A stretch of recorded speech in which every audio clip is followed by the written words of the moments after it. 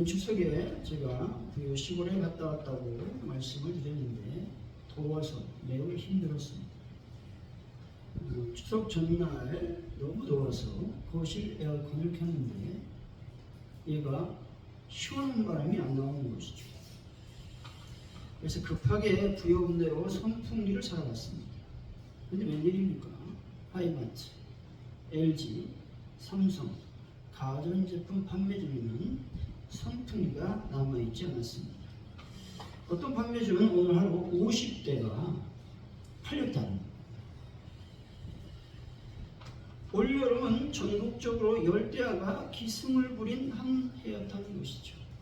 이번 추석은 매우 이례적이었습니다. 왜냐하면 열대야였기 때문에 그렇죠. 열대야라고 하는 말은 밤 최저 기온이 25도 이상인 것을 말한다는 겁니다. 서울은 사상 최초 추석 열대야가 발생했습니다. 1908년 이후 116년 만에 가장 늦은 열대야였다는 것이죠. 추석 이외에도 지금 가장 늦은 열대야로 아마 계속 기록되고 있을 겁니다. 2022년 제주 누적 열대야 일수가 56일이었습니다. 그런데 올해 제주는 누적 열대야 일수가 73일이 되었다는 겁니다. 올해 5분의 1이 열대야로 힘들었다는 것입니다. 서울 열대야 일수가 45일로 늘어났습니다. 이는 사상 최장으로 두 번째로 많았던 1994년과 비교해보면 얼마나 많으냐? 그때는 36번이었습니다. 관측 후 가장 더운 여름으로 기록된 2018년의 경우 폭염 일수는 올해보다 많았으나 열대야 일수는 29일밖에 되지 않았습니다. 우리는 생각했죠. 9월이 오고 초서가 되면 가을이 오겠지 라고 생각했습니다. 그런데 올해 전례 없이 더운 9월의 날씨가 이어졌다는 것이죠. 9월 서울의 최대 열대야 일수는 9일이었다는 것이죠. 이런 폭염과 열대야로 말미암아 온열 환자들이 발생했는데 그 숫자가 3,683명, 사망자가 발생했는데 34명으로 2018년보다 좀 작지만 2위에 해당하는 수치라고 하는 겁니다. 이렇게 폭염의 기승을 부리고 열대야로 말미암아 밤에 잠 못 이루는 폭염이 또 밤이 되는 것은 이상기후 때문이라는 것이죠.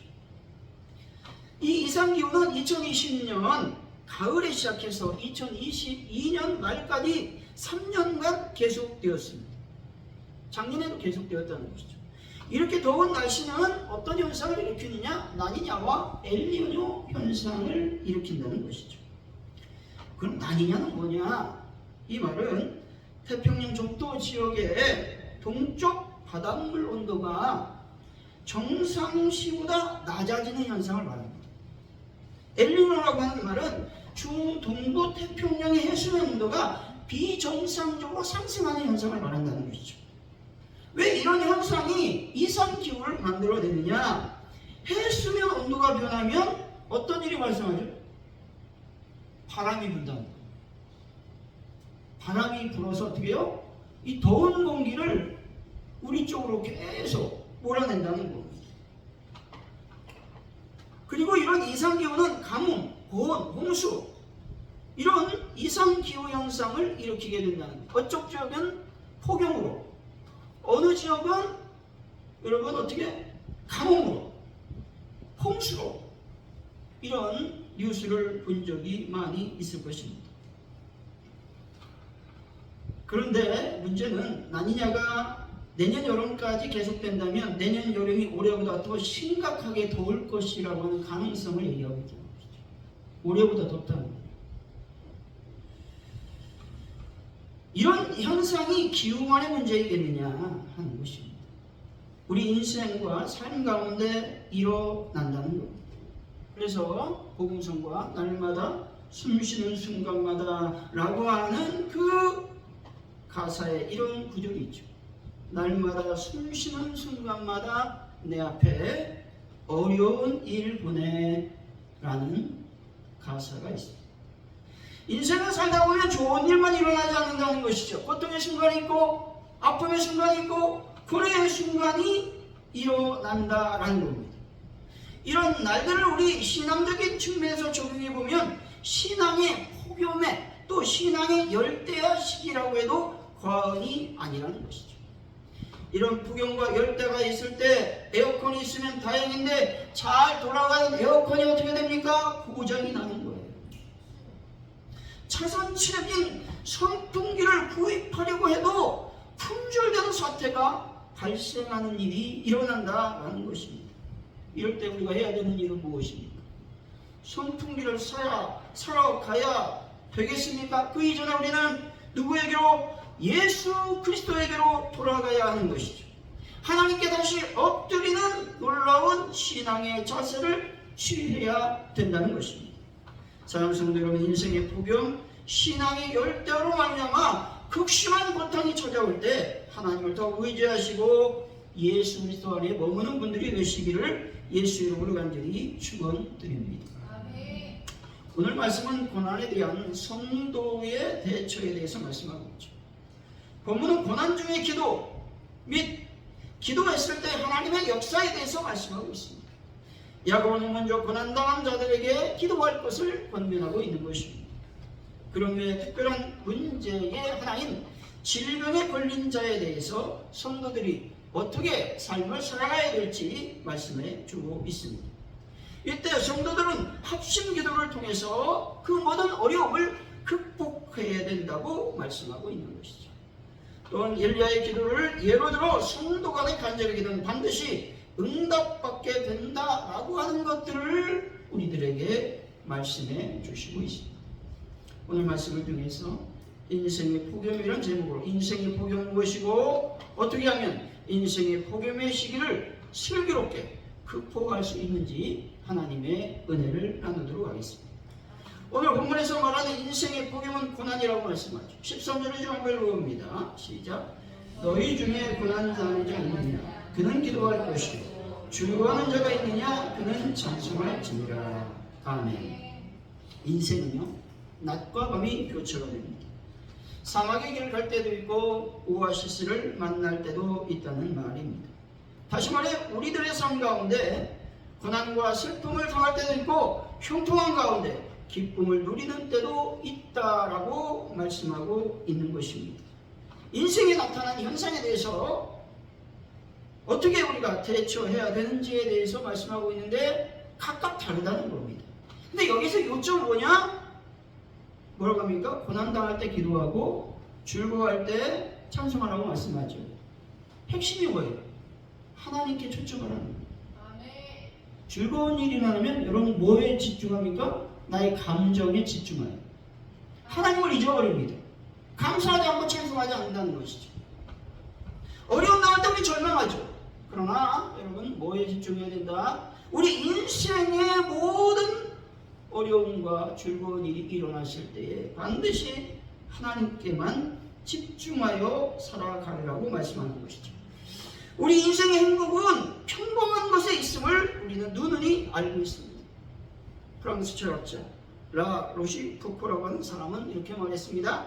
낮에는 일하고 밤에는 잠잠다. 이것 없이는 누구도 다른 인생을 살 수 없다라고 말했습니다.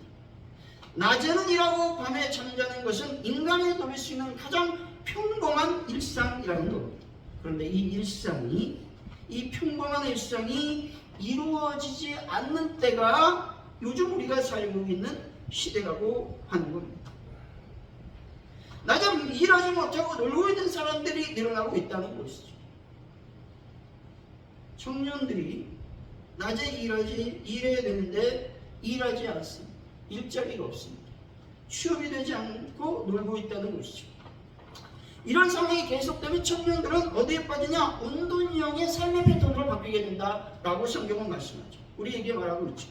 운동생활 이후는 취업이 되지 않아서 35%, 인간관계 때문에 10%, 또한 학업 중단으로 7.9% 순으로 나타났다라고 하는 것이죠. 또 밤에 잠을 자지 않는 사람이 얼마나 많은지 모릅니다. 자고 싶어도 잘 수가 없는 사람들이 늘어나고 있다는 것이죠. 자고 싶어도 잘 수 없는 사람들을 향해서 불면증이 걸렸다라고 말할 수 있습니다. 신경증이나 우울증, 조현병 등의 경우에 나타난다는 거예요. 그 외에도 몸의 상태가 나쁘거나 흥분했을 때 잠을 잘 수가 없다는 것입니다. 3개월 이상 일주일에 최소 3회 이상 불면증 증상이 나타나면 만성 불면증으로 볼 수가 있습니다. 장시간 수면이 부족하면 건강에 심각한 영향을 미칠 수 있다는 것이죠.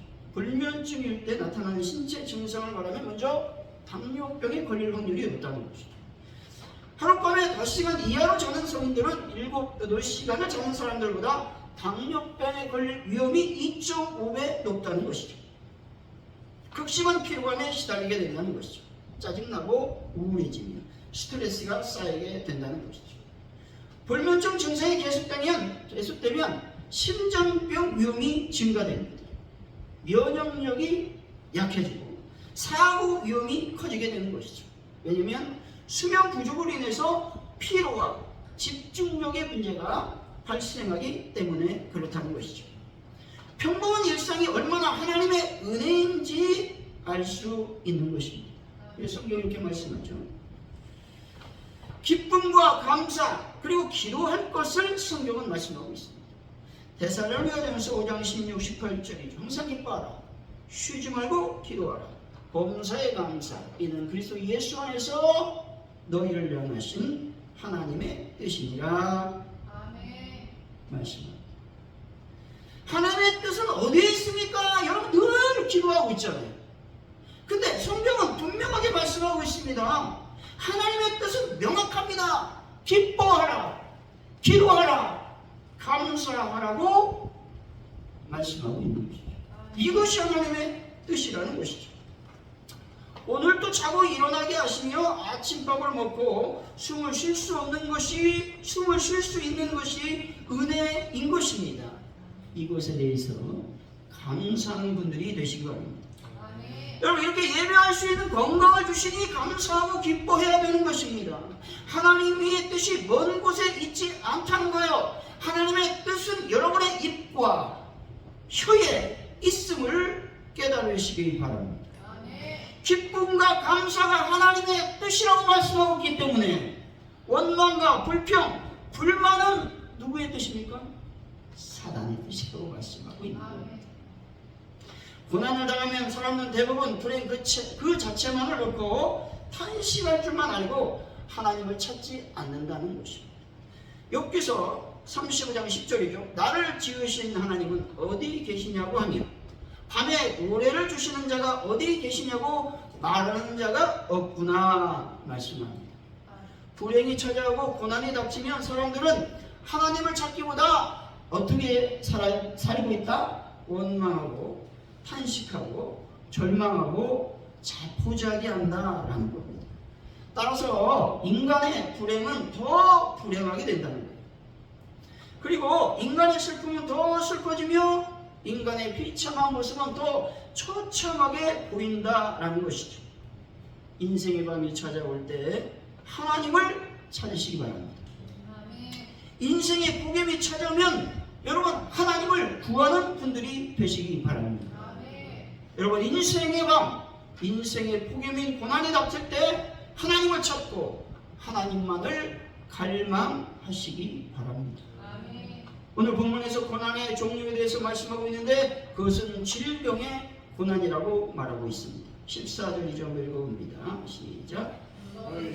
병든 자가 있느냐? 그는 교회의 장로들을 청할 것이요 그들은 주의 이름으로 기름을 바르며 그를 위하여 기도할지니라. 아멘. 인생의 폭염 중에 고난이 닥칠 수 있는데 그 고난이 질병으로 찾아올 수 있음을 말씀하고 있는 겁니다. 우리가 살아가다 보면요 병에 걸릴 수 있죠. 그러나 감기나 이런 것들을 얘기하는 것이 아니라 중한 질병을 얘기하는 것입니다. 본문에서 말하고 있는 병든 자라고 하는 말씀은 첫째로 두 가지 의미가 있는데, 첫째로 영적으로나 도덕적으로 연약한 자, 곧 연약한 믿음이나 양심을 소유한 자를 일컫습니다. 두 번째로는 신체적으로 질병에 걸린 자를 가리키는 말이죠. 근데 본문에서 말하는 병든 자라는 말은 신체적 질병을 가리키는 말씀이죠. 본문에서 말하는 그 병든 자는 신체적 질병을 얘기한다고 말씀드렸습니다. 여기에 계신 분들 중에 심각한 질병에 걸리지 않는 분들은 행복한 분들이라는 것이죠. 불치병은 아니지만 심각한 질병에 걸리면 고통의 시간을 가져야 되기 때문에 그렇습니다. 제가 아는 목사님 한 분은요, 동기 목사님 이제 나이가 많으신데 당뇨가 심, 눈이 안 보여요. 눈이 거의 안 보입니다. 우리가 좀 많이 기도했는데, 그런데 여러분 잘 보이시죠? 잘 보이시잖아요. 여러분 눈이 잘 안 보이면 여러분 어떻습니까? 하나님께서 뭐 만들어 주셨어요? 안경을 또 만들어 주셨어요. 그래서 눈이 잘 보일 수 있도록 하나님께서 우리들의 생활의 뿌리를 여러분 봐주셨다는 것이죠. 문제는 뭐냐? 봐야 될 것은 보지 않고 듣지 말아야 될 것은 듣는 것이 문제라고 하는 것이죠. 때문에 우리는 뭐를 봐야 되느냐, 뭘 들어야 되느냐, 성경을 보고 하나님의 말씀을 들어야 되는 거예요. 하나님만을 바라보는 여러분 되시기 바랍니다. 존 밀턴은 42세 때에 한쪽 눈이 실명됐습니다. 1년 전 43세 때에 한쪽 다른 눈이 실명되어서 완전히 시각장애인이 되었습니다. 그 존 밀턴이 어떤 책을 서술했습니까? 신라본이라고 하는 책을 서술했습니다. 근데 이 신라본을 서술한 그 시기는 뭐예요? 이 실명되고 한 20년이 지난 후에 책을 출간하게 되었다는 것이죠. 음악가의 생명은 뭘까요? 듣는 겁니다. 잘 들어야 작곡도 할 수 있고 노래도 부를 수 있는 것이죠.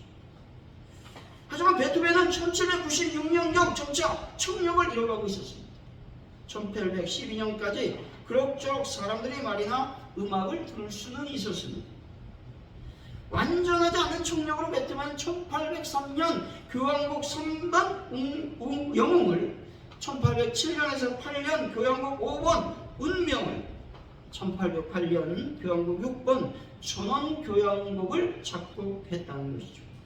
결국 그는 1813년 청력을 완전히 잃었습니다.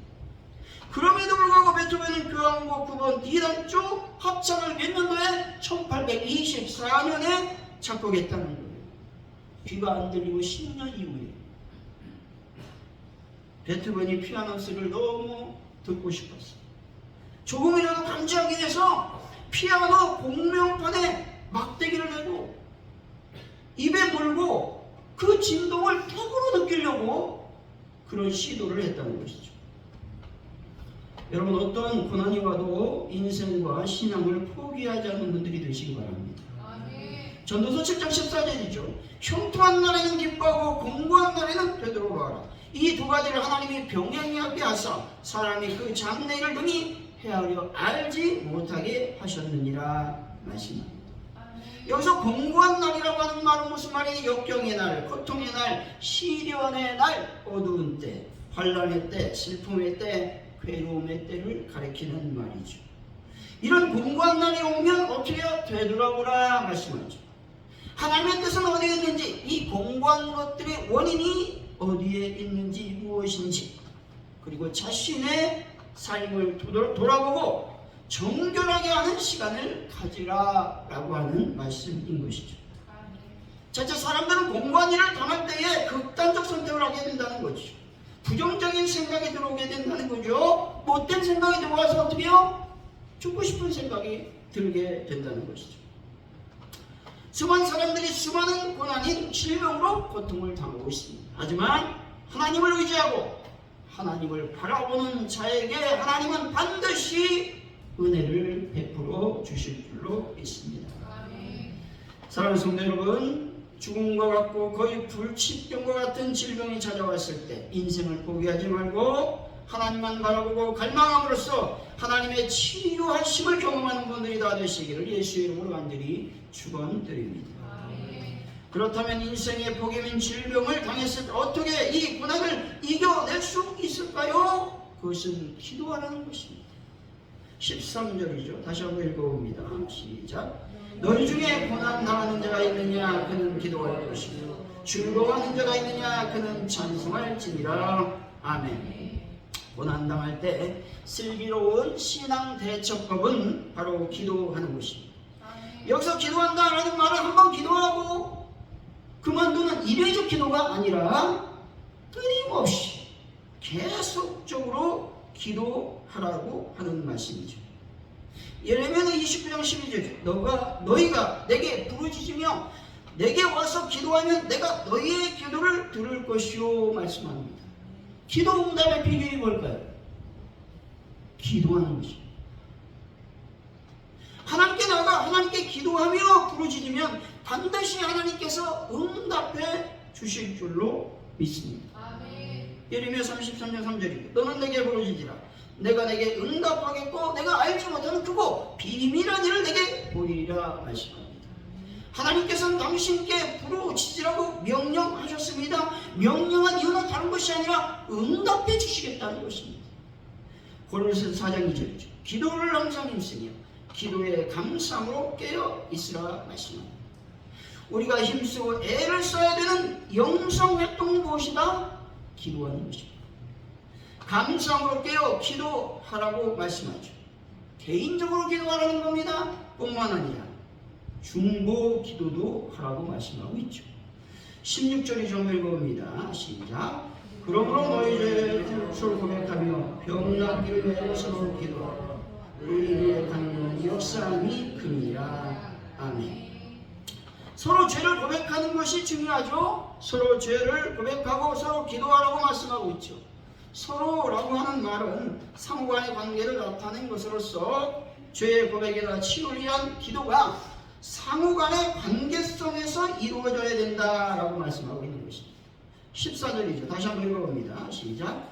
너희 중에 병든 자가 있느냐 그는 교회의 장로들 청할 것이고 그들 주의 이름으로 기름을 바르며 그를 위하여 기도할지니라. 아멘. 교회의 장로들을 청해서 기도하라는 것이죠. 병들었으면 어떻게 하라고? 기도를 받으라는 겁니다. 이게 중요하죠. 여기서 말하는 교회의 장로는 당시 상황을 보면 오늘의 목회자에 가까운 사람을 말하죠. 교회의 장로들은 교회 대표자, 교회 공동체의 대표자인 목회자를 말하고 있다라는 것이죠. 또한 이런 사람들을 얘기하죠. 믿음과 은혜에 있어 신실한 중직자들도 포함되는 이중적 언어를 담고 있습니다. 그런 대표는 목회자라고 하는 것이죠. 본절을 종합해보면 어느 성도가 질병과 같은 고난이나 불행을 당하면 주변의 모든 믿음의 식구들은 그를 위해 한 자리에 모여 함께 기도하며 짐을 나누어지라고 말씀하고 있는 것이죠. 다시 말해 중보 기도하라고 말씀하고 있습니다. 사랑하는 성도 여러분, 고난이나 관련 질병 가운데 있을 때 기도를 못해가고 교회는 그를 위해 기도함으로써 말미암아 모든 문제가 풀어지는 역사를 경험하는 분들이 되시기를 예수 이름으로 간절히 축원드립니다. 이렇게 기도했을 때 어떤 역사가 일어나겠습니까? 그것은 하늘이 열리고 열매 맺는 역사가 일어나게 된다고 말씀하고 있습니다. 17절 18절이죠. 읽어봅니다. 시작. 엘리야는 우리와 성전이 같은 사람이고 그가 비가 오지 않은 길을 간절히 기도하니 3년 6개월 동안 땅에 비가 오지 않아 다시 기도하니 하늘이 비를 주고 땅이 열매를 맺었느니라. 아멘. 엘리야는 기도의 사람이었습니다. 그는 기도의 능력을 가진 사람이었습니다. 엘리야가 기도하니 하늘의 음성이 임했다는 것이죠. 하늘에서 불이 내리는 특별한 기도의 능력을 가진 사람이 엘리야였다는 것이죠. 그런데 이런 놀라운 능력을 가진 엘리야가 우리와 성정이 같은 사람이라고 말하고 있는 것이죠. 다시 말해서 엘리야는 역시 우리와 똑같은 사람이라는 것이죠. 우리와 본성적으로 같은 사람이라고 말하고 있는 것이죠. 엘리야는 특별한 사람이 아니라 평범한 사람이었다라는 말입니다. 성경에서 아브라함, 모세, 다윗, 베드로, 바울 등은 모두 기도의 능력자들이었습니다. 하지만 이들은 처음부터 특별한 사람이 아니라 평범한 사람에 지나지 않았다는 것이죠. 이들이 특별한 기도의 능력자들이 된 것은 간절히 기도했기 때문에 그렇습니다. 기도하니 하늘이 열려 다시 비가 오는 것입니다. 그리고 땅에 열매가 맺힌다고 말씀하고 있는 것입니다. 영국의 스코틀랜드 서북쪽 루이 섬이 있었는데 1950년 이 섬에 위기가 찾아왔습니다. 젊은이들이 모두 세습화되고 교회에는 노인 몇 사람만 남았다는 것이죠. 이 일을 두고만 볼 수 없어서 그 교회 두 분의 노인이 오두막에서 그 섬을 위해서 중보기도를 시작했습니다. 그렇게 시작된 중보기도가 4년여 동안 지속되었다는 것이죠. 그런데 젊은이들이 많이 모여있던 맥주집에 성령의 역사가 일어나게 됩니다. 이로 인해서 젊은이들이 회개하고 변화되어 하나님께 돌아오게 되었다라는 것이죠. 그리고 문을 닫기 직전의 교회는 놀랍게 다시 부흥의 불길이 타오르게 되었다는 것이죠. 뿐만 아니라 그 섬 전체가 변화가 되었습니다. 두 노인의 기도로 말미암아 한 섬이 완전히 변화되고 영적으로 죽어가던 젊은이들이 살아났다는 것이죠. 여러분, 간절히 기도함으로써 교회의 부흥과 변화, 전도의 열매를 경험하는 분들이 되시기 바랍니다. 아멘. 결론적으로 인생의 복임은 인생 가운데 고난이란 질병이 찾아오는 것이죠. 이때 고난에서 건설을 하면 개인적 기도와 중보 기도를 해야 되는 것이죠. 그러면 반드시 하늘의 역사가 일어나게 된다는 겁니다. 사랑하는 성도 여러분, 가을이 올 것 같지 않은 인생의 폭염, 고난 속에서도 간절히 기도함으로써 응답받아 하나님의 특별한 역사를 경험한 분들이 다 되시기를 예수 이름으로 간절히 축원드립니다. 기도합니다. 하나님 아버지 감사합니다. 우리 인생의 질병이라고 하는 폭염과 열대가 찾아올 때 하나님 아버지 우리가 힘써 기도하고 중보함으로 말미암아 그 고난에서 벗어나는 놀라운 하나님의 은혜를 경험하게 하여 주옵소서. 감사합니다. 예수님의 이름으로 기도하옵나이다. 아멘.